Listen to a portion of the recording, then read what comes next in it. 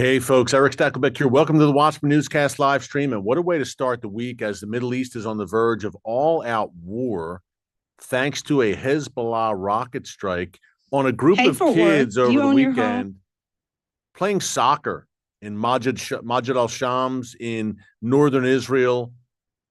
A group of Druze kids playing soccer, having fun on a Saturday afternoon. 12 kids murdered by a Hezbollah rocket, and five or six more in critical condition, by the way. So we might not have, God forbid, the final death toll. But now, obviously, Israel must respond. Folks, this was the deadliest attack by a terror organization against Israel since October 7th. And remember, Hezbollah began launching its attacks on October 8th. Well, now 12 little kids are dead. To go with the countless little kids who were murdered in cold blood on October 7th by Hamas. I say all that to say Israel must respond and must respond swiftly and forcefully. Now, this happened Saturday. We're about 48 hours past now, and I don't know how much longer Israel will wait. As a matter of fact, I'm coming to you around 3:05 p.m. Central Time. I'm in Texas. And I would not be shocked if Israel does something overnight, but we don't know. I mean, it'd be nice to have the element, if you're Israel, the element of surprise to some extent, although that's very hard today with the media cycle and just reading everything online and all the leaks and everything else. It's almost impossible, it seems, to have the element of surprise in some sense. But Israel must act. And again, by the time you watch this, it's about 3:05 Central Time. Israeli fighter jets may be in the skies by the time you watch this. But right now we are live, and we want to break this down, folks. Again, we're on the verge of that great northern war that we've talked so much about here on the newscast. No one wants to see it. No one has wanted to see it. Over the years, it's been put off and put off. Remember, the last time Israel and Hezbollah went to war in southern Lebanon was way back in 2006, 18 years ago to the month. It was July 2006 when that all broke out. So for 18 years, everyone has tried to avoid this major confrontation between Israel and Hezbollah unfolding in northern Israel and Lebanon. Folks, we may be at the moment of truth after what happened on Saturday. And again, we may not. This all depends, I would say, on Hezbollah's response to Israel's response. We're going to break all this down. I'll tell you what I mean by that. And Recep Tayyip Erdoğan, the Turkish tyrant, the president of Turkey, is he actually prophetic? Was something he uttered yesterday actually a prophetic utterance? In all the wrong ways for him, it's not going to end well for him, for Turkey, at least if he remains at the helm, I should say. But threatening to invade Israel, a NATO member nation, the leader of a NATO member nation, threatening to invade Israel. This really happened, folks.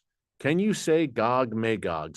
Can you say Ezekiel 38:39, verbalizing what they want to do? We're going to talk about that a bit. Very important. And then we want to talk about the U.S., shockingly, restraining Israel yet again. Right now, there's this massive diplomatic offensive to restrain Israel from responding to this Hezbollah massacre on Saturday. We're going to talk about that as well. We've got people from all over the world joining us right now. Welcome, everyone. Hey, if this is the first time you're watching, because obviously with the Middle East on the verge of all-out war, this is going to be a go-to channel that people come to because we're bringing you breaking news, current events from the world's most chaotic and volatile region from an unapologetically biblical perspective. So we expect more people to come here and get the truth. And if you are one of those folks and you haven't subscribed yet, hey, be sure to subscribe and click the notification bell so you get alerts every time a new video is posted. We are fast approaching 1 million subscribers, folks, and I can't stress this strongly enough for such a time as this. I was just talking to my colleagues this morning. You know, I moved to Texas in late October, which was very tough for a Philly boy to move to Dallas Cowboys country, but I did it because I'm all about trust and obey. What does God want? Where is God leading, and where can I best serve the kingdom? And we launched this nightly show, Stakelbeck Tonight, every night on TBN, every weeknight, Monday through Friday, 7:30 p.m. Eastern Time, with a re-air every night at 10:30 p.m. Eastern Time. And we are doing it from here. But I was talking to my colleagues, and we're saying, wow, we have this platform for such a time as this. and that includes this YouTube channel. So I encourage you, number one, to check out the nightly show on TBN, again, 7:30 p.m. Eastern with a re-air at 10:30 p.m. Eastern. Tonight, we interview a top spokesman for the Israel Defense Forces to get his perspective. You won't want to miss it. And also the podcast, the Stackscast, where we're interviewing all sorts of folks related to this issue and others. Some good stuff happening amid these evil times. But this is why we're here. This is why we do what we do. Let's dig into it real quick.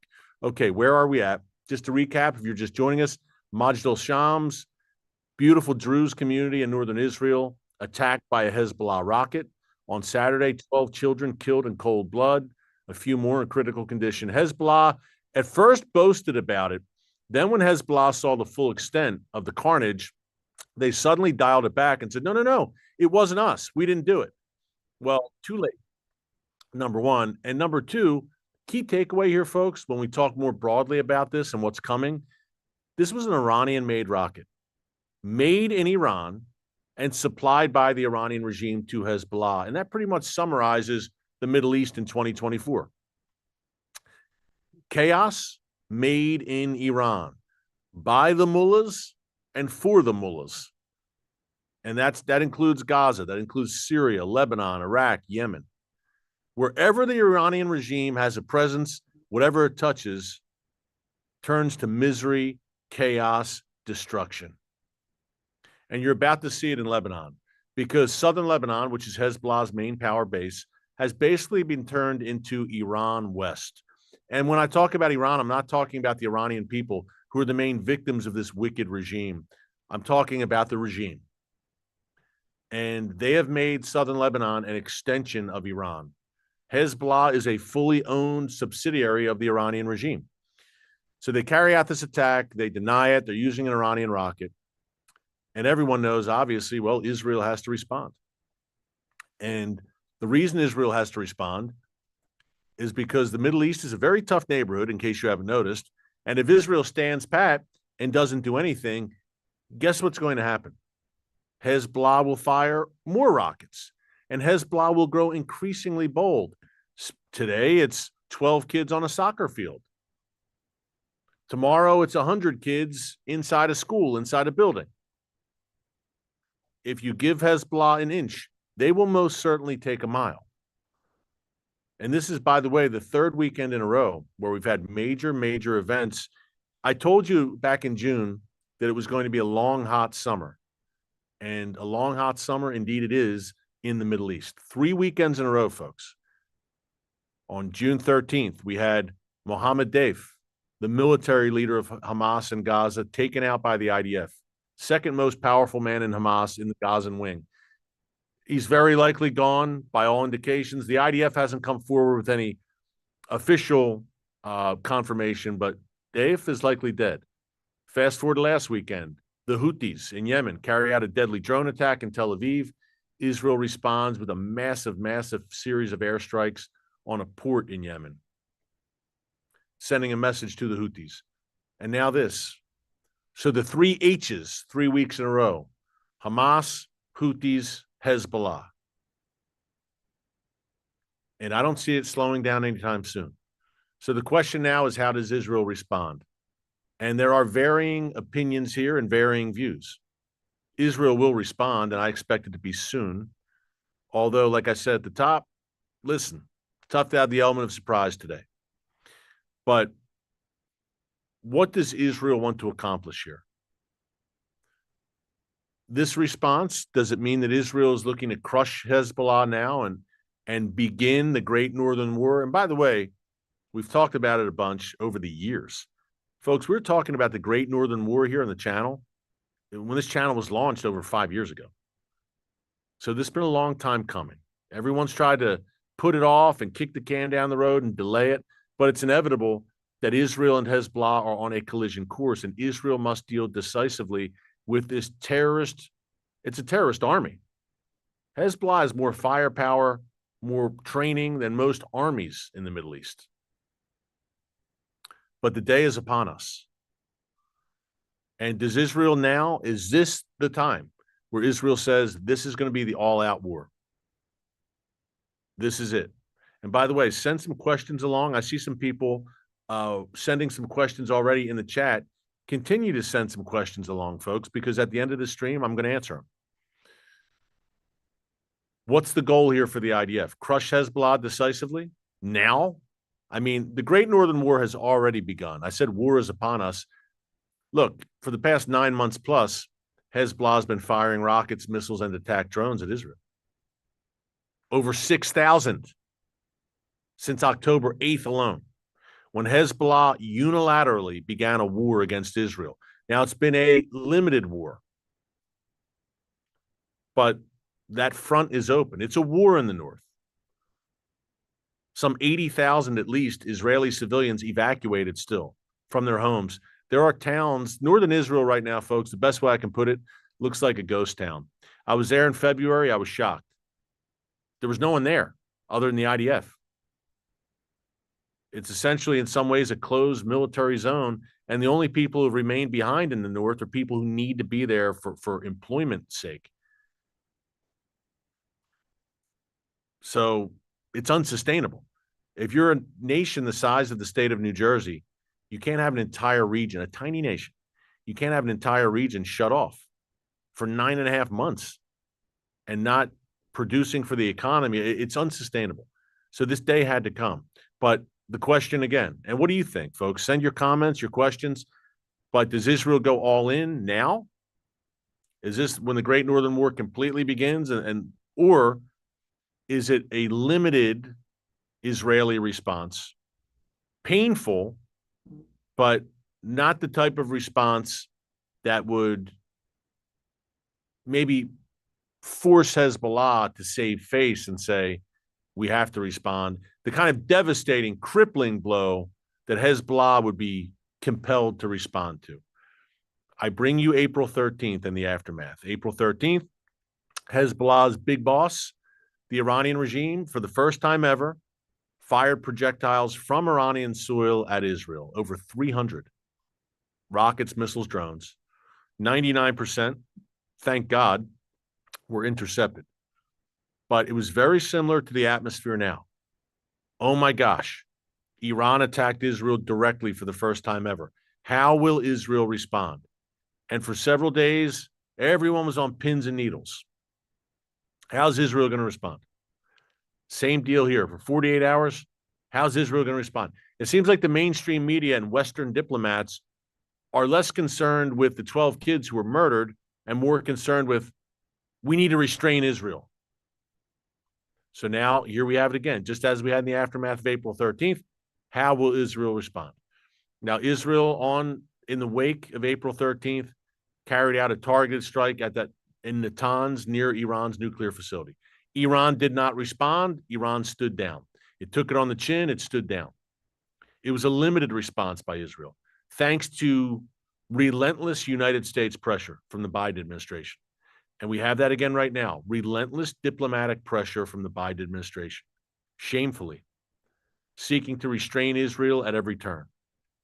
Israel's being asked to restrain itself like no other nation would. Israel's held to a different standard than the entire world. Impossible standards, unfair standards. But Israel's not going to cry about it. It is what it is, as they say.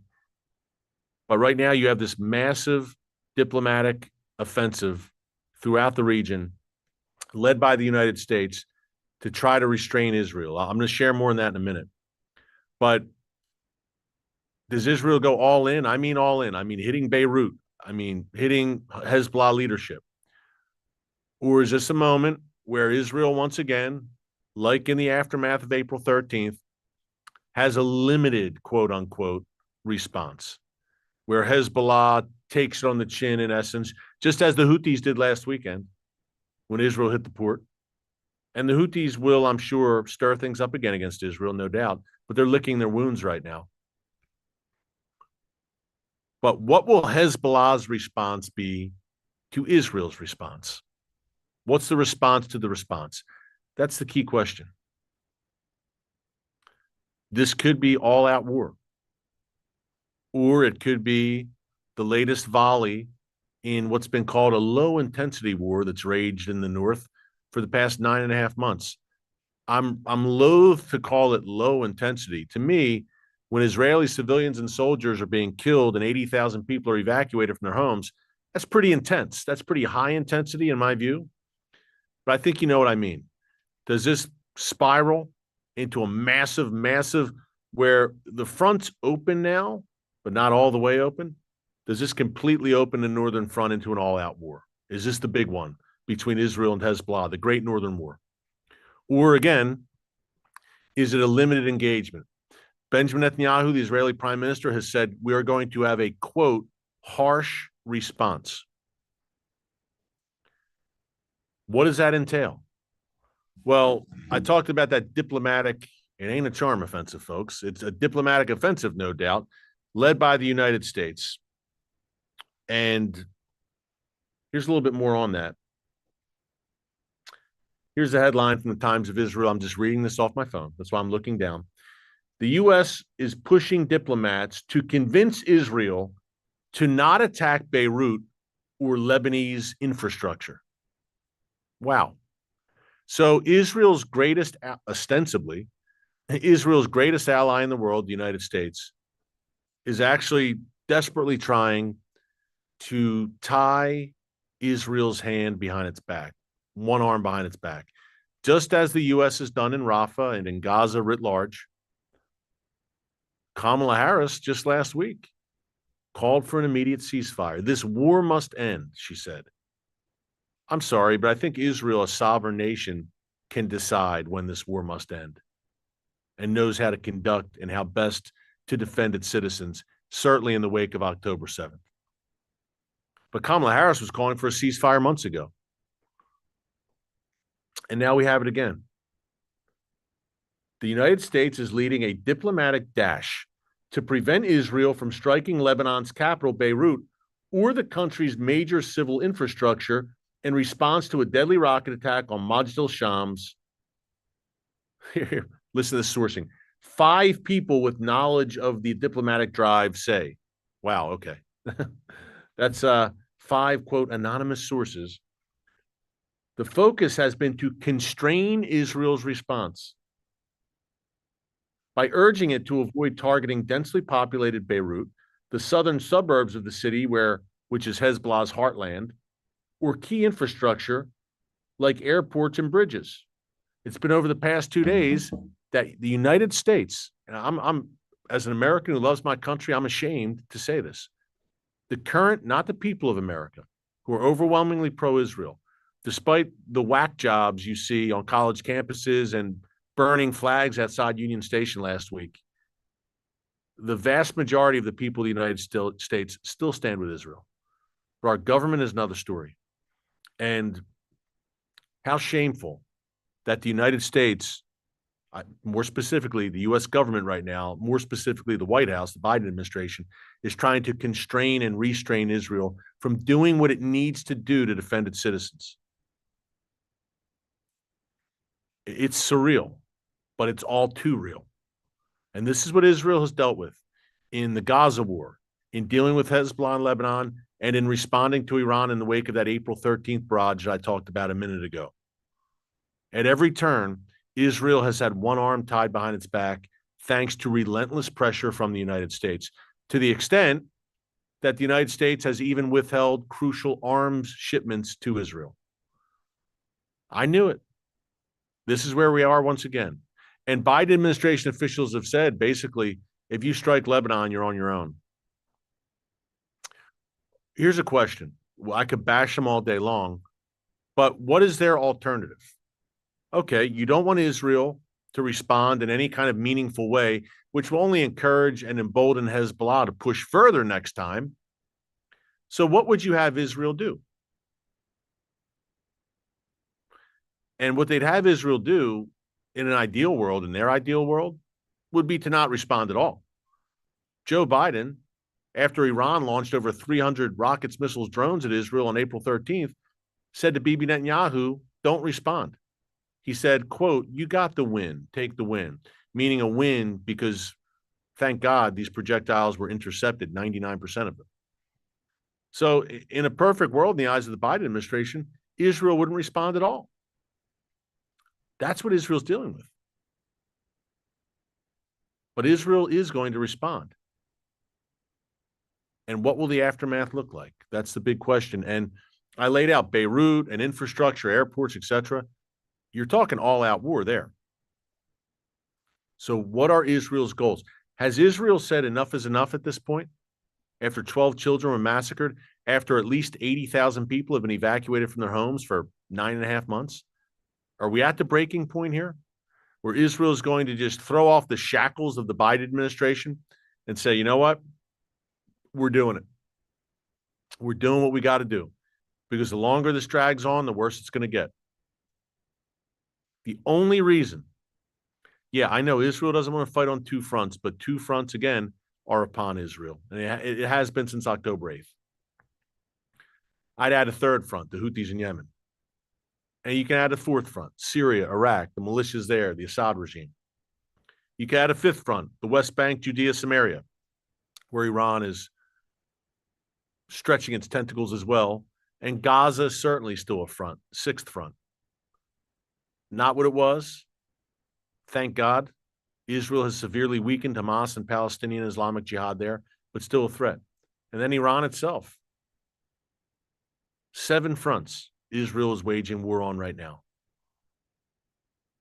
So what does Israel want to do? What does it want to accomplish here? Does it want to kick the can down the road? Because we know it's coming eventually. The major war, the Great Northern War with Hezbollah, is coming. Is this the moment? We're about to find out. I could be coming to you later this week and it's an all-out war, or I could be coming to you and saying, it was a tit-for-tat thing. Hezbollah killed 12 kids. Israel responded forcefully, but not to the level where it drove the region into all-out war. And Israel could pull its punches this time to a degree. But it doesn't change the fact that war is inevitable. No one wants to see it. And that brings me back to the question for the Biden administration. Okay, you don't want Israel to go in and hit infrastructure. Well, what do you suggest? And what they would respond would be, well, we want diplomacy to work. Well, it hasn't worked for 18 years. The UN, which is the pinnacle of diplomacy to the globalists, including the Biden administration, who we have in power in many places in the West, the UN has not been able to restrain Hezbollah.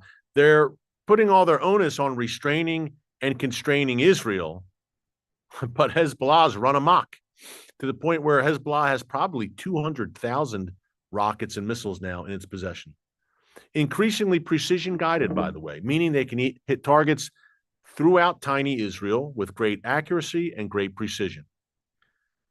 And right now, Hezbollah is reportedly moving those missiles around and getting them in place to use them. So what would the Biden administration have Israel do? They would have Israel kick the can down the road.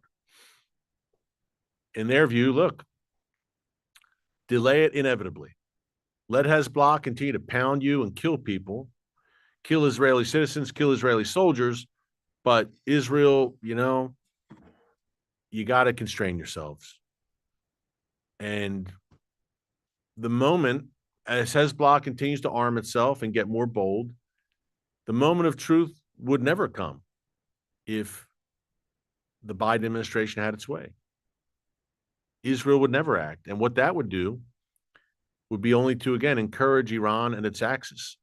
And by the way, Iran is taking notes right now, the regime and its axis partners, and they're saying, wow, the United States, we can hit Israel hard because the United States is going to continue to restrain Israel. Now, it goes without saying that if Trump was in office, and you may like Trump, and you may not like Trump, I think it goes without saying if he was in office, this wouldn't be happening. October 7th wouldn't have happened.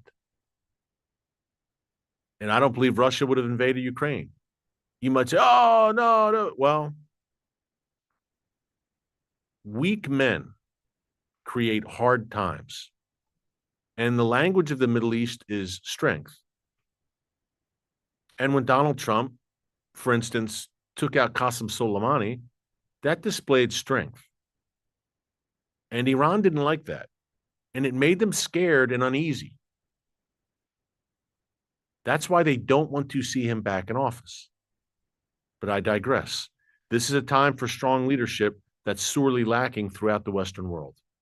But the Western world does have time to put on demonic displays of blasphemy at the Olympics and the opening ceremony in Paris. That's where Western culture, or what's left of it, stands today. No wonder the enemies of the free world are running amok. Here's one: Recep Tayyip Erdoğan. Folks, did you see this? Now, let me preface this by saying, and we've talked about it many times, the book of Ezekiel, chapters 38 and 39, talks about a funny sounding war, the war of Gog and Magog. Funny name, I know, but very relevant to the days at hand right now, where Turkey, along with Iran, I believe Russia will be a part of this confederation, and Islamic nations that surround Israel will come against Israel. They will mount an invasion of Israel, a united front. Now, they don't get very far, spoiler alert, they perish on the mountains of Israel when God Almighty directly intervenes. That's just a teaser. You can read the rest for yourselves, Ezekiel 38 and 39. But when I said at the top, was Recep Erdogan prophetic and he didn't even realize it? Yesterday he vowed, not vowed, he threatened. He didn't say we're going to do it, but he certainly threatened to invade Israel. Folks, that's kind of a big deal. And this is a NATO member nation. Here's what exactly he said. We have it, but we can show you the clip. I think we have the clip. Daniel, you can roll that now. The comments yesterday by Erdogan about invading Israel. Çok güçlü olmalıyız ki bu İsrail Filistin'e bu akara makarayı yapamasın. Biz nasıl Karabağ'a girdiysek, nasıl biz Libya'ya girdiysek, bunun benzerini aynen onlara da yaparız.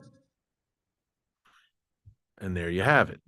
Erdogan now, and we've documented his threats against Israel for months, folks, but now openly threatening to invade Israel, just as Turkey got involved in Libya and in the Azerbaijan-Armenia conflict. Maybe we'll get involved there as well, he says, to aid the Palestinians, our Hamas brothers, and Hezbollah by extension. This is where we're at. This is a NATO member, and Israel's foreign minister, Yisrael Katz, has responded, and he's called on NATO to expel Turkey over this. I think we're at that point where that's going to be on the table. Now, I don't have the bylaws of NATO in front of me and the specifications and the requirements on what it takes to expel a NATO member nation. I would imagine that all NATO member nations, 32 of them, 31 would have to unanimously agree, I would think, to expel Turkey. What are the ramifications of that? What are the repercussions for NATO? For Turkey, certainly we know. Turkey's already in the arms of the East, of Russia, China, Iran, Hamas, etc., Hezbollah. But what does that mean for the NATO alliance? These are all questions, I think, folks, that will be on the table now. And I haven't heard one NATO member nation condemn Erdogan yet. And perhaps they have. I've been so focused on the Hezbollah war and perhaps I missed it, but I have not heard one NATO member leader condemn their fellow member nation for threatening to invade Israel at a time when tensions in the Middle East couldn't get any higher. He just ratcheted up another level. But again, he's foreshadowing what's going to happen eventually. And folks, he may not be at the helm when it happens. He may not be the leader of Turkey when that day comes, the war of Gog and Magog. But he just foreshadowed, whether he knows it or not, that a day will come where Turkey will join with other nations, and Ezekiel, with God speaking through him, calls it a latter days, TTER, last days confederation. Folks, we live in prophetic times, Bible times. The chess pieces are clearly moving on the board. And tough to say what's going to happen with Turkey. If Israel goes toe-to-toe, all-out war with Lebanon, the threats will certainly increase from Turkey, verbal, But these are precursors. These are birth pangs. October 7th, a birth pang, a horrific, demonic birth pang. The war in the North also. This is laying the groundwork for larger conflicts to come that no one wants to see. I don't want to see it, but I'm not going to bury my head in the sand like an ostrich and pretend it's not going to happen. So would you rather know or not know? I've had some people write, when I talk about the potential for war and war at the doorstep, doesn't mean I want that or I support it. Some people said, you're a warmonger. I'm a warmonger.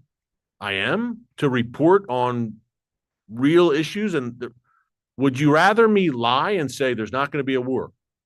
or would you rather me say, look, this is probably going to happen? I don't want to see it. But this is what happens when you, I don't know, invade a nation on October 7th and massacre 1,200 people and kidnap hundreds more, or fire a rocket at a soccer field and murder 12 kids. There's got to be consequences for that. So it's not, quote, warmongering to report on what's happening. It's called being a watchman on the wall. And that's why we do what we do here. But keep an eye on Erdogan, folks. He's a dangerous man. We've been saying this for years here. And now we're at, I think, a decision point where NATO's got a decision to make. I don't know the whole, but I don't think they're going to do it anytime soon. I don't think the stomach is there.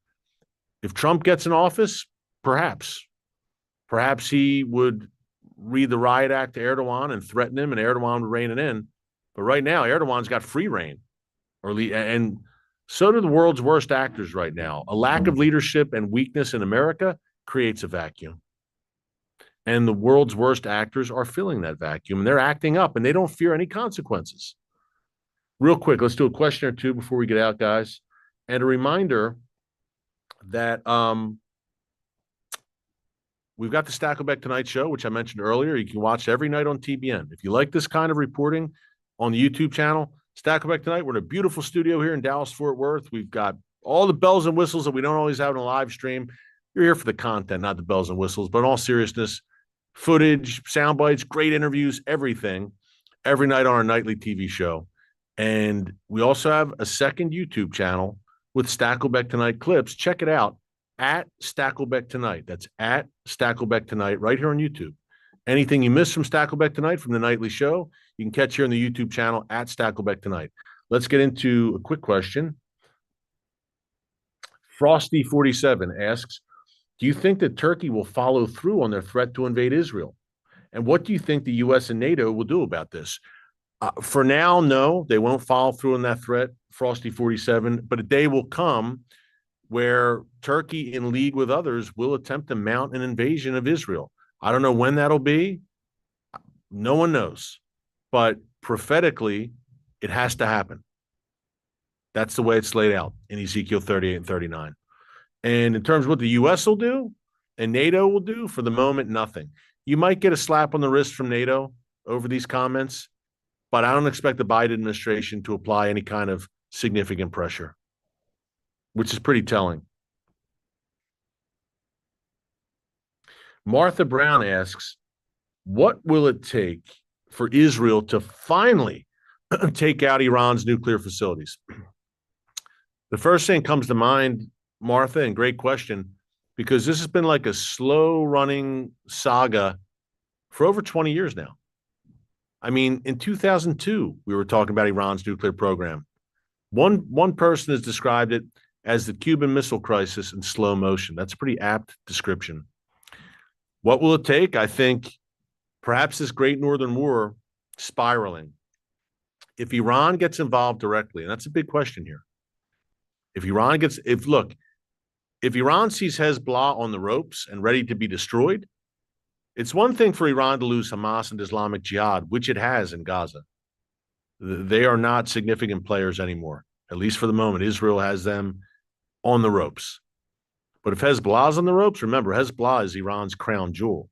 Iran would directly intervene, I believe, and not allow Hezbollah to fall and try to save Hezbollah. And the main reason for that is that Iran counts Hezbollah as its main response to any potential strike on its nuclear facilities by Israel. Iran's plan in that event was to unleash Hezbollah. If Hezbollah's not there, then Israel has, in some ways, not a clear path, but Israel doesn't have to worry about Hezbollah raining down rockets after it destroys Iran's nuclear facilities. So this Hezbollah war, we could be in the midst of it. Iran starts firing rockets, and Israel says, you know what? While we're at it here, we're going to hit Iran directly finally. This is the time. Let's strike while the iron's hot and take out those nuclear facilities. It's on the table. Okay. I'm going to end up with this. Truthsayer asks, hi, Eric. What is your take on the controversy surrounding the opening ceremony of the Paris Olympics? I know it's not Middle East related, but I think it's indicative of the larger collapse of the West, of Judeo-Christian Western civilization, of the biblical foundations that built the West. France is a shambles. A quarter of the population of France identifies as atheist. 25%, about 10% nearly of the population is Muslim. So France is on the decline. And you're supposed to capture the culture of the host country during the opening ceremonies. There you had it.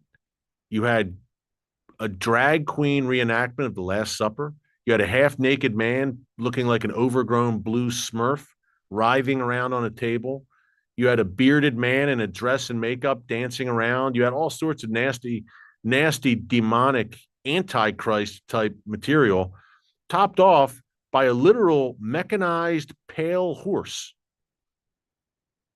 traveling over the River Seine in Paris. Pale horse. Where have you heard that before? The Book of Revelation, perhaps?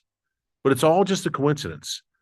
And there was even, if you doubted the pagan intentions of these ceremonies, there was even a golden calf, literally a golden calf on hand. And the guy behind it, an LGBTQ activist, surprise, surprise, said, yeah, we wanted to have basically a pagan celebration. Mission accomplished. Blasphemy achieved.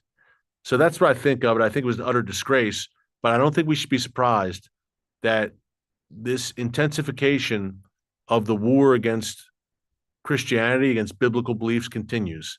Hey, Jesus never said it was going to be easy in these times, in these Bible times we live in. My advice, folks, keep the faith, number one, faith, family, freedom, the 3 F's, and continue to pray and live out your faith, and we will together shine light in the darkness for such a time as this, no doubt. Hey, thanks so much for joining us here today on The Watchman. Keep Israel in your prayers, folks. A precarious time. The Bible talks about the time of Jacob's trouble, and this is the most precarious time for the nation of Israel since it was miraculously reborn in 1948. So pray without ceasing.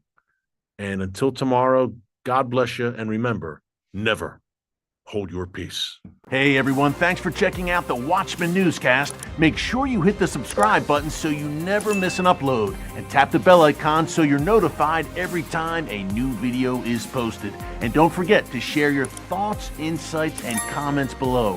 Thanks for watching. We'll see you back here tomorrow.